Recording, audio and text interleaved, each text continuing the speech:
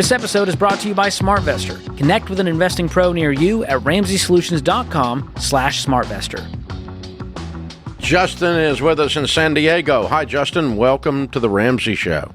Hey, guys. Good morning. Thank you for your time also. Sure. I'm trying to figure out, I have a 3-year-old, and all of the money that we get for her birthdays and, like, holidays and things like that, we just kind of been putting into a CD that's yielding about 5.29% annual return. And I want to give it to her when she's 18 as, like, a life starter kind of fund.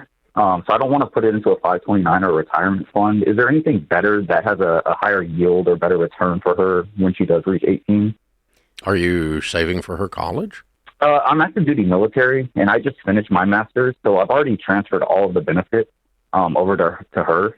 So I'm going to take her through, community college, and then I'll pay for that, and then pretty much all of her master's is going to be completed. Already paid for.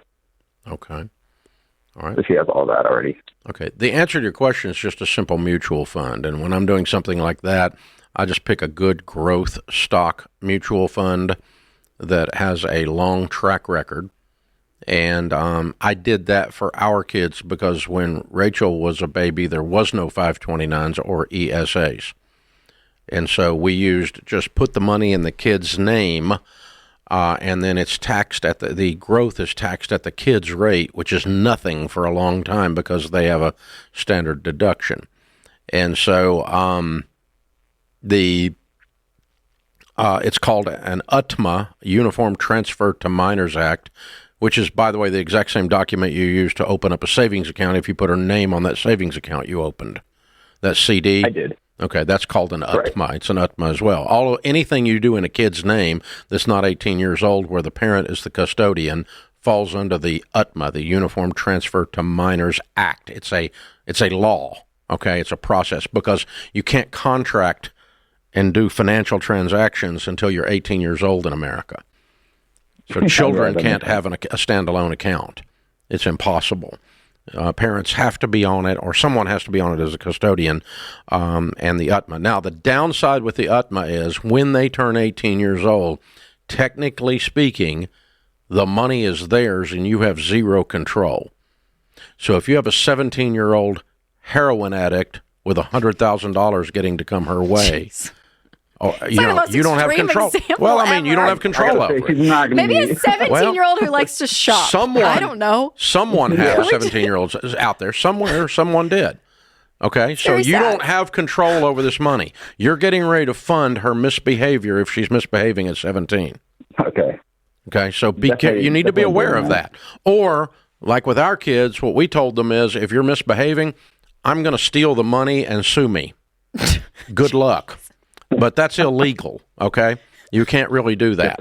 And I can't advise you to do that. So, but I'm not going to fund your misbehavior. I'm not going to save up $100,000 for you. But come on, Justin's he's going to give her money at 18. Down that road. I believe you, Justin. You feel like a solid parent. Yeah, I'm sure his angel's not going to make any mistakes. No, I'm not saying that she's not going to make any mistakes. So but the thing is this. That's what you're up against. Okay, so would you... I personally did not...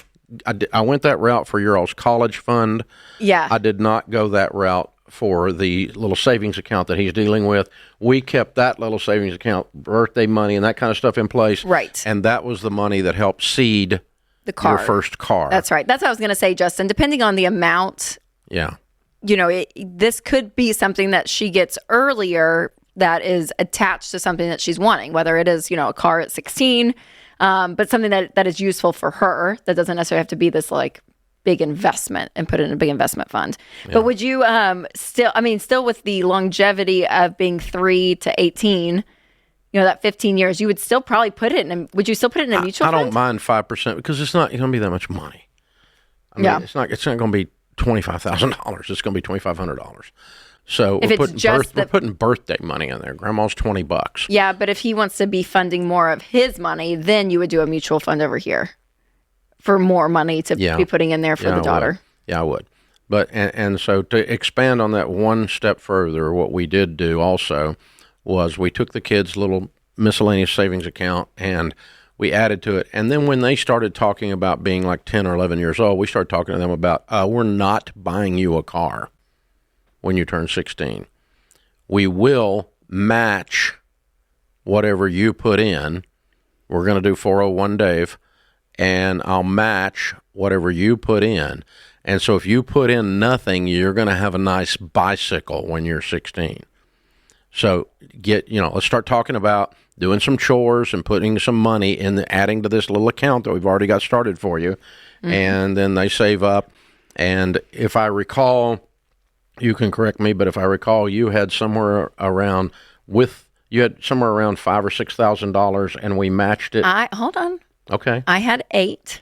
Okay. $1,000. And I put $8 with it. Yeah. And you got a little used Beamer. $16,000 car. $16,000. And it was a great little car.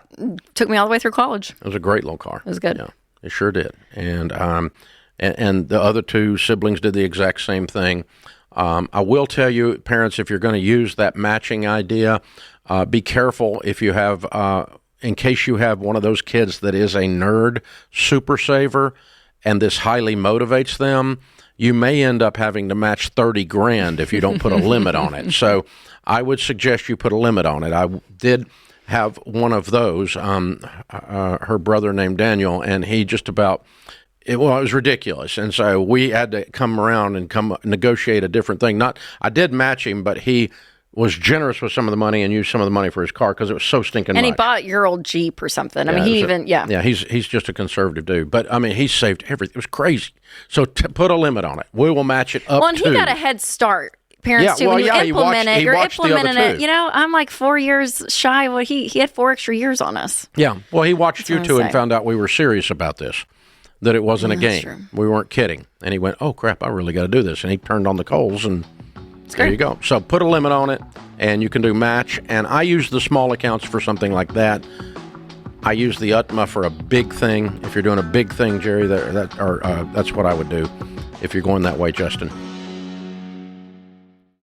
Thanks for tuning in to Ramsey Everyday Millionaires. Need help with your investments? Connect with a SmartVestor Pro at RamseySolutions.com/SmartVestor or click the link in the show notes. Ramsey Solutions is a paid non-client promoter of participating pros. Learn more at RamseySolutions.com/SmartVestor.